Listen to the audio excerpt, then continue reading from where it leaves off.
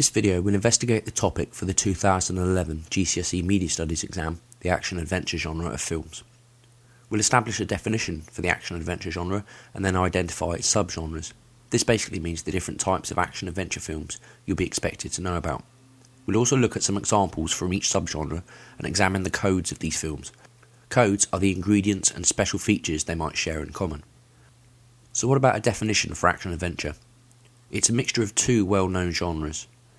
In action films, the hero is thrown into a series of challenges which feature physical feats, combat and chases. In adventure films, the protagonist explores exotic locations and overcomes some dangerous situations and scenarios. Action adventures feature elements of both of these, blending exciting scenes with strange or interesting locations. Within a genre, there may be subgenres. For example, there are many different styles of music which fall under the rock genre, including prog, glam, heavy metal, death metal, alternative and grunge. The same is true of films, and these subgenres all belong to the family of action adventures: swashbuckler, disaster, fantasy, quest, thriller and historical. Let's look at their narrative conventions, some example films, and identify common codes within each of these subgenres. First, the swashbuckler. Narrative convention means the type of story we would usually expect. In the case of swashbucklers, these will be characterised by sword fighting and adventurous heroic characters, with the setting often in Renaissance Western Europe. Examples include The Mask of Zorro, Pirates of the Caribbean, and The Three Musketeers. This last film is an example of a classic swashbuckler because it is set in Renaissance France. Some common codes for these films include a male hero, a damsel in distress, romantic interest, a clear sense of morality, where the hero is good and the villain is clearly evil, a code of honour, often for both the hero and the villain, pirates, swords and sword fights, bows and arrows and lavish historical costumes. Next is the disaster action-adventure movie. In these films, the characters deal with an impending or ongoing disaster and its aftermath. Sometimes the disaster is natural, sometimes it's man-made or unnatural. Examples of these films include The Poseidon Adventure, which features a sinking cruise liner, Twister, which contains tornadoes, and Independence Day, which is about alien attack. Independence Day is an interesting example because it could also be classified as science fiction. It proves that most films contain elements of several different genres to appeal to as wide an audience as possible. Common codes for disaster action adventure films include natural disasters such as volcanoes, earthquakes, tidal waves, tornadoes or fire, unnatural disasters like alien invasion, or disasters of human origin such as war, vehicle crashes or sinking ships. They usually feature a large cast of characters with multiple character plot lines running through the story. Sometimes these tie up together at the end of the film. There is usually a happy ending with the people being reunited or saved, or an ending filled with the hope of rebuilding whatever damage has been done. Disaster movies often get made at times when people feel paranoid about the future. For example, there were many disaster films made as the year 2000 approached due to the associated fear of passing this milestone in our calendar.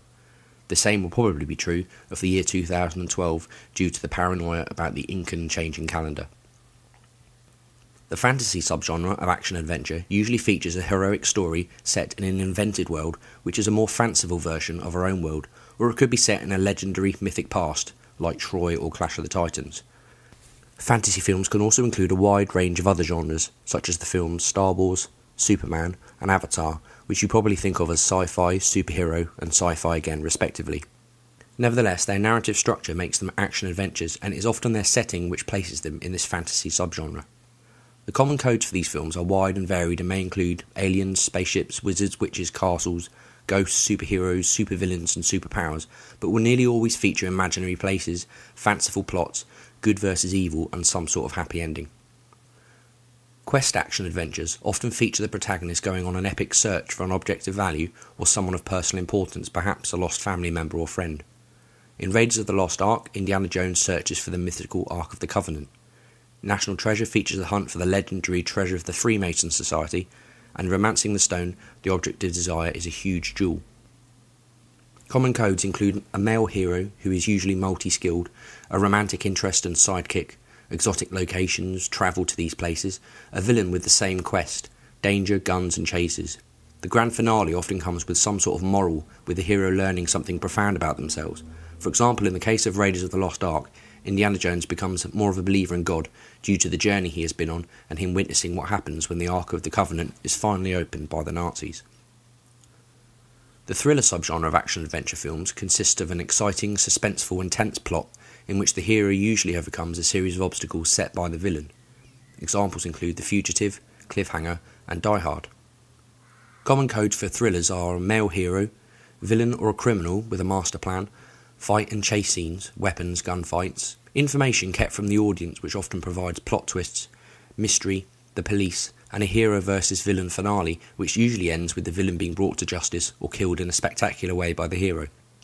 For example, at the end of Die Hard, Alan Rickman's villain Hans Gruber falls from the top of a skyscraper in memorable slow motion. The final subgenre you should be aware of is the historical action-adventure film. These are epic stories set in a very recognisable and carefully reconstructed historical period or against the backdrop of a famous historical event. Gladiator is set in Rome and features the famous gladiatorial tournaments in the Colosseum, which had to be reproduced using CGI. Titanic is an action-adventure and romance story set aboard the famous doomed cruise liner, and Braveheart tells the story of the real-life Scottish hero William Wallace, who stood up to the armies of the English king in a bid to free Scotland from his tyrannous rule. Common codes for this subgenre include famous events, a story based on fact or real people, historical settings, costumes, a personal struggle, romantic interest, battles, and often a huge number of extras to give the films their epic feel. When considering action-adventure films in your exam, you will need to show an awareness of these narrative conventions and codes. As an extra bit of revision to follow up this video, try looking at posters and other marketing material for the examples of the films discussed. See if you can spot any ways they follow these informal rules to tempt the audience to watch the film. It may also be helpful to watch sections of some of the example films given here and look out for the features highlighted. Thanks for watching and hope you found the video useful. Please see our other commentaries on YouTube for tips and advice covering English and Media Studies. The very best of luck in your exams.